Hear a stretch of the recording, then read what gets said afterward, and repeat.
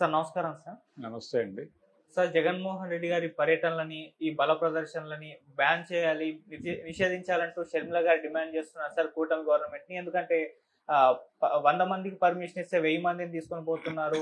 Vehicles ఇన్నిటికి అనుమతిస్తే ఇంకెక్కువ మందిని ఎక్కువ వెహికల్స్ తీసుకొని వెళ్తున్నారు. సో ప్రమాదాలు జరుగుతున్నాయి. ఈ రకంగా ఇవన్నిటిని చూసుకొని దృష్టిలో ఉంచుకొని బాయ్‌కాట్ చేస్తేనే బాగుంటుందని చెప్పేసి షర్మిల గారు అయితే డిమాండ్ చేస్తున్నారు. మరి ఆ డిమాండ్‌ని కూటమి గవర్నమెంట్ అమలు చేస్తుందంటారా? బాయ్‌కాట్ మీరేం చెప్తారు చేయటం సార్? కాదండి.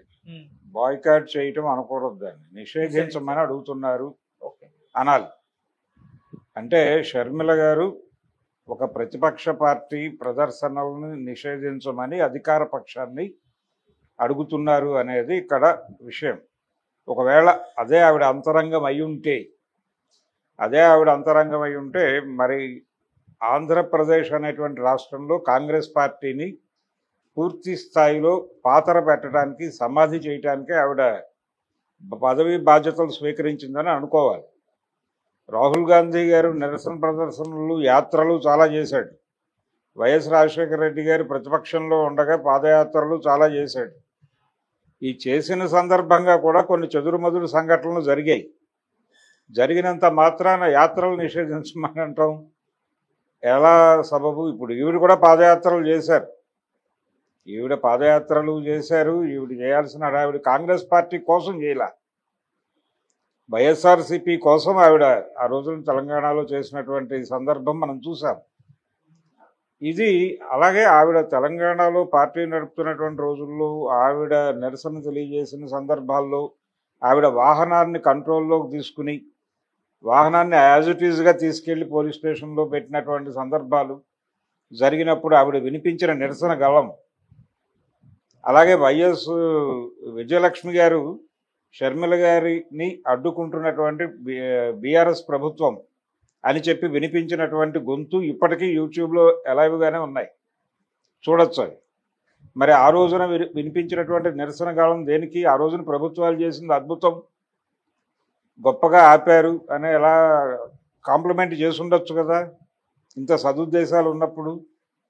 అంటే ప్రభుత్వాలు నియంత్రణ చేస్తాయి, అంటే నిరసన ప్రతిపక్షాలు రోడ్డు మీదకి రాకుండా ఉండాలి అని ఏ ప్రభుత్వమైనా కోరుకుంటుంది.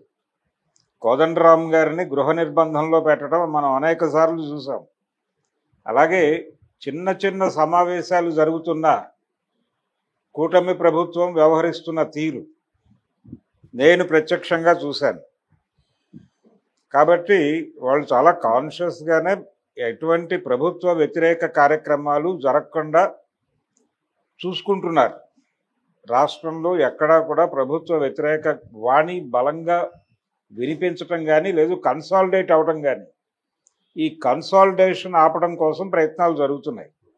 ప్రభుత్వ వ్యతిరేకత ఒక్కసారి కన్సాలిడేట్ అయ్యి జనాలు రోడ్డు మీదకి వస్తే దాన్ని ప్రభుత్వ ఆదేశాలు కట్టడి చేయలేవు, ప్రభుత్వాలని తీసి అవతల పారేస్తుంది ఆ కండిషన్, ఆ పరిస్థితి. కాబట్టి కార్పొరేట్ స్కూళ్ళల్లో చదువుకుని రాజకీయాల్లోకి వచ్చి రాజకీయాలంటే అధికారమే అనుకుని సోషల్ మీడియా ప్లాట్ఫామ్గా ఏదో చేసేస్తే పని అయిపోతుంది, లేదు స్ట్రాటజికల్గా అంటే స్ట్రాటజీయే రాజకీయం, వ్యూహమే రాజకీయం అనుకునేటువంటి జనరేషన్లో నుంచి వచ్చినటువంటి లీడర్ ఆవిడ షర్మిల. అంతే తప్ప ప్రజాక్షేత్రం నుంచి వచ్చినటువంటి నాయకురాలు కాదు, రాజకీయ వారసత్వంలో నుంచి వచ్చినటువంటి నాయకురాలు ఆవిడ. ఆవిడకి ఒక ఉద్యమాన్ని నిర్మించటము, జనంతో కలవటము, జనం సమస్యలు తెలుసుకున్న తర్వాత దాన్ని ఎలా ప్రభుత్వాన్ని దారిలోకి తీసుకురావడానికి, ఆ సమస్య మీద దృష్టి పెట్టడానికి, ప్రభుత్వం మెడలు వంచడానికి ఏం చేయాలి, ఎలా చేయాలి అనే దానికి సంబంధించి ప్రాథమిక జ్ఞానం కూడా లేదు ఆవిడకి, అవసరం కూడా లేదు. ఆవిడ Born with golden spoon, YS Rajasekhara Reddy గారి బిడ్డగా ఆవిడ తన వారసత్వం, తన తండ్రి రాజకీయ వారసత్వం తను క్లెయిమ్ చేసుకుంటూ వచ్చింది తప్ప ప్రజల కోసం రాలేదు ఆవిడ. తన తండ్రి ఏర్పాటు చేసినటువంటి పొలిటికల్ క్యాపిటల్, ఆ పొలిటికల్ క్యాపిటల్ మొత్తం కూడా కొడుకు పరం అయిపోతుంది. ఇది ఖచ్చితంగా ఇందులో నాకు కూడా న్యాయమైన వాటా దక్కాల్సి ఉంది అని ఆవిడ ఒక డిమాండ్తో, ఒక ఉద్యమంతో, అది కుటుంబ తగాదా, అలా ఆవిడ రోడ్డు మీదకి వచ్చారు. ఆవిడ ప్రసంగాలు కూడా అలాగే నడిచినాయి. టువర్డ్స్ పీపుల్ ఎప్పుడు మాట్లాడింది ఆవిడ ప్రోగ్రామ్ అంతా కూడా అసలు ఆవిడని పిసిసి ప్రెసిడెంట్గా అక్కడికి తీసుకురావడం వెనకాలే చంద్రబాబు నాయుడు వ్యూహం ఉంది అని కూడా ఒక ప్రచారం జరిగింది.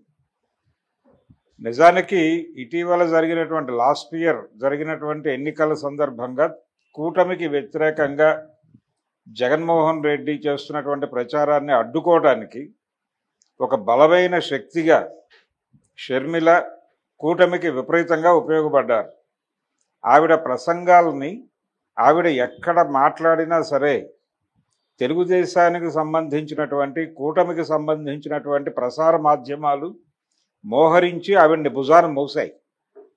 ఆవిడ కోసమే కార్యక్రమాలు చేశారు, ఆవిడతోనే తిరిగారు. ఆవిడ ఏం మాట్లాడితే దాన్ని ప్రజల దగ్గరికి వెంటనే చేర్చడానికి తాపత్రయపడ్డారు. ఇదంతా దేనికోసం? జగన్ మీద ఉన్నటువంటి కొద్దో గొప్ప గుడ్ ఒపీనియన్ ఏదన్నా ఉంటే దాన్ని డిస్టర్బ్ చేయటం అనేది లక్ష్యంగా. అంటే ఇంతమంది కలిసి చెప్తున్నారు, ఆయన సొంత చెల్లెలే చెప్తోంది కాబట్టి ఇతన్ని నమ్మటం ఇబ్బందికరమేమో అనే అభిప్రాయం ఓటర్లో కలిగించడం కోసం ఆవిడ్ని, అలాగే ఆవిడ చెల్లెలు సునీత గారిని, వీళ్ళిద్దరినీ కూడా క్యాంపెయినింగ్ వాళ్ళు కాంగ్రెస్ పార్టీ తరఫున క్యాంపెయిన్ చేసినా కానీ ఆ క్యాంపెయిన్ని ప్రజల దగ్గరకు తీసుకెళ్ళింది తెలుగుదేశం మీడియా చాలా ఓపెన్గా. కాబట్టి ఇది కూటమికి విపరీతంగా ఉపయోగపడింది ఆవిడ. ఈ ఉపయోగపడే క్రమంలో కాంగ్రెస్ పార్టీకి అంతకుముందు ఉన్నటువంటి ఓట్ పర్సంటేజ్ కూడా పడిపోయింది. రఘువీరారెడ్డి నేతృత్వంలో పార్టీ నడిచినప్పుడు ఉన్నటువంటి క్యాడర్ కూడా వెళ్ళిపోయింది పార్టీ నుంచి. అటువంటి పరిస్థితిలోకి తీసుకొచ్చింది. ఇప్పుడు ఆంధ్రరత్న భవన్ వైపు తొంగి చూసే నాయకుడు లేడు అక్కడ. కనీసం రఘువీరారెడ్డి గారు ఉన్న రోజుల్లో సాయంత్రం పూట సమావేశాలు జరిగేవి, ఇప్పుడు అది కూడా లేదు. టోటల్గా అక్కడ స్టాఫ్ ఉంటారు, ఎవరైనా వెళ్ళి ఆ స్టాఫ్తో మాట్లాడుకోవాలి తప్ప ఒక పొలిటికల్ ఒపీనియన్ చెప్పేటువంటి లీడర్ ఎవరు అక్కడ కూర్చోట్ల ఆంధ్రరత్న భవన్లో. ఆ పరిస్థితికి తీసుకొచ్చింది ఆవిడ. మరి ఏం ఆశించి కాంగ్రెస్ అధిష్టానం ఆవిడని అక్కడ తెచ్చిపెట్టిందో అర్థం కాని పరిస్థితుల్లో కాంగ్రెస్ పార్టీతో ఉన్నటువంటి కొలన్కొండ శివాజీ లాంటి వాళ్ళందరూ బాధపడుతున్నారు. వాళ్ళు కూడా ఏమీ చేయలేని కండిషను, మౌనంగా ఉన్నారు. అంటే అధిష్టానం ఆదేశాలని ధిక్కరించినట్టు అవుతుందేమో ఆవిడ్ని కాదంటే అని ఒకళ్ళిద్దరూ బయటకు మాట్లాడుతున్నారు. ఆ మాట్లాడుతున్న వాళ్ళని ఆవిడే పక్కన పెట్టారు. ఇటువంటి కండిషన్లో ఆవిడ కాంగ్రెస్ పార్టీని కూడా పాతర పెట్టి, అంటే జగన్మోహన్ రెడ్డిలో ఒక భయాన్ని కలిగించడం ఆవిడ ఉద్దేశం.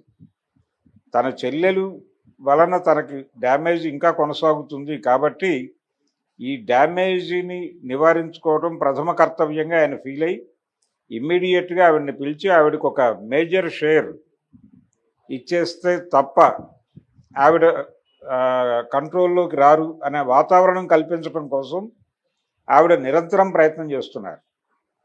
ఇది వీళ్ళిద్దరి మధ్య జరుగుతున్న యుద్ధంలో వైసీపీని నమ్మి ఆ పార్టీతో ట్రావెల్ అవుతున్నటువంటి నాయకులందరూ కూడా నష్టపోతున్నారు. ఆ కుటుంబ వివాదం ఇంతమందిని నష్టపరచడం అనేది ఇబ్బందికరమే. అందుకని జగన్మోహన్ రెడ్డి కొంచెం చొరవ చేసి ఏదో పద్ధతిలో ఆ వివాదాన్ని పరిష్కరించుకోగలిగితే ఇలాంటి అన్వాంటెడ్ స్టేట్మెంట్లు రావు. ఆవిడ ఇచ్చిన ప్రకటన నియంతృత్వాన్ని ప్రోత్సహించే ప్రకటన.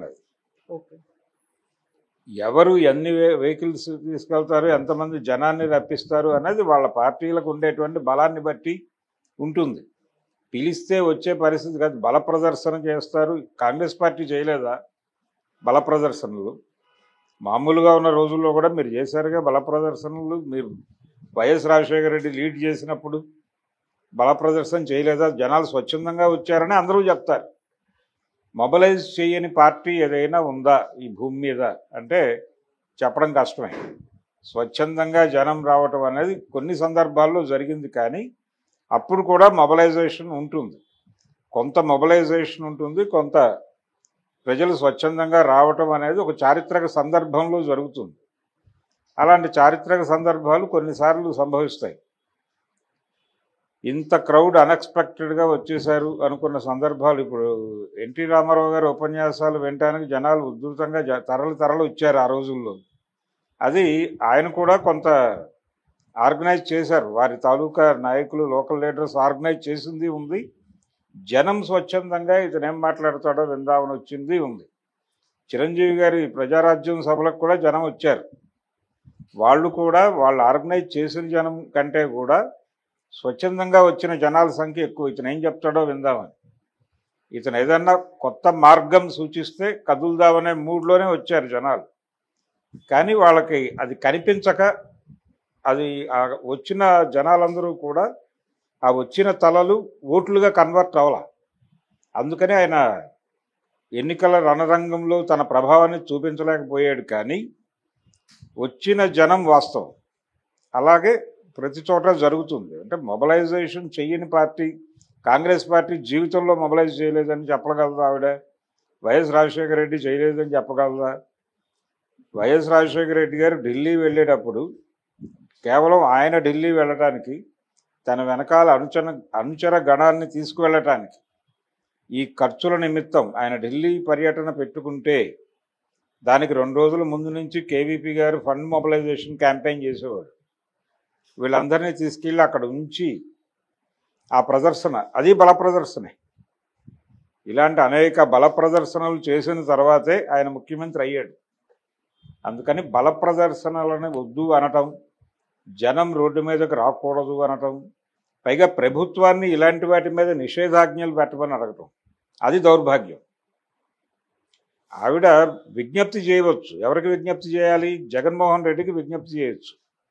అక్కడున్న కండిషన్ని బట్టి మీరు ప్రాణ నష్టం లేకుండా ఏర్పాట్లు చేసుకోండి అని చెప్పచ్చు, తప్పేం లేదు. కానీ ప్రభుత్వానికి నిషేధించమని అడగటం అనేది ఖచ్చితంగా దుర్మార్గమే. పైగా ఆవిడ కాంగ్రెస్ పార్టీకి ఒక చీఫ్గా ఉన్నారు, స్టేట్ చీఫ్గా ఉండి కాంగ్రెస్ పార్టీ ఏ పార్టీ మీద అయితే యుద్ధం చేస్తోందో ఆ పార్టీ ప్రధాన భాగస్వామిగా ఉన్నటువంటి ప్రభుత్వాన్ని ఒక నిషేధ ఆజ్ఞ విడుదల చేయండి అని ప్రాధేయపడటం అనేది దౌర్భాగ్యం తప్ప ఇంకోటి కాదు. Okay, thank you so much.